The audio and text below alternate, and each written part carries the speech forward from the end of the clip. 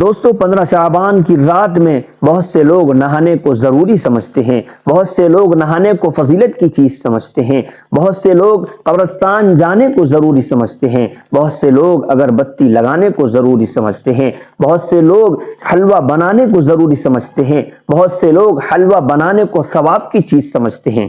تو آئیے سمجھتے ہیں کہ ان چیزوں کی کیا حقیقت ہے، حقیقت میں کون سے اعمال ہمیں 15 شعبان میں انجام دینا چاہیے۔ سب سے پہلے تو اس بات کو اپنے ذہن میں بٹھا لیجئے کہ 15 شعبان کی جو رات ہوتی ہے اس میں عبادتیں کرنا چاہیے، جو دن ہوتا ہے اس میں روزہ رکھنا چاہیے، اور جناب محمد الرسول اللہ صلی اللہ علیہ وسلم زندگی میں ایک مرتبہ تشریف لے گئے ہیں قبرستان، تو اگر ہم بھی اپنی زندگی میں ایک آدھ مرتبہ 15 شعبان کی رات میں اپنے مرحومین کو ثواب پہنچانے کی نیت سے چلے جاتے ہیں تو اس سنت کا ہمیں ثواب ملے گا۔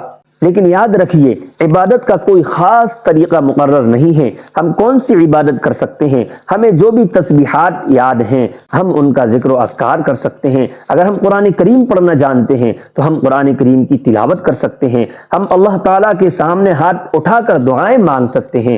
ہم نوافل پڑھ سکتے ہیں، جیسا کہ عام طور پر عام دنوں میں جو ہم نفل نماز پڑھتے ہیں اسی طریقے سے اس رات میں بھی ہم نفل نماز پڑھ سکتے ہیں۔ عبادت کا کوئی خاص طریقہ مقرر نہیں ہے، نماز کا بھی کوئی خاص طریقہ مقرر نہیں ہے۔ ہم دن میں روزہ رکھ سکتے ہیں، اللہ رب العزت اس میں بھی ہمیں اجر و ثواب عطا فرمائیں گے۔ لیکن دوستو، نہانے کو ضروری سمجھنا یا فضیلت کی چیز سمجھنا، حلوہ بنانے کو ضروری سمجھنا یا فضیلت کی چیز سمجھنا، اور ہر سال شعبان میں قبرستان جانے کو ضروری سمجھنا اور پورے سال قبرستان نہ جانا، یہ انتہائی بڑی غلطی ہے، یہ خرافات ہیں، ان سے ہمیں بچنے کی ضرورت ہے۔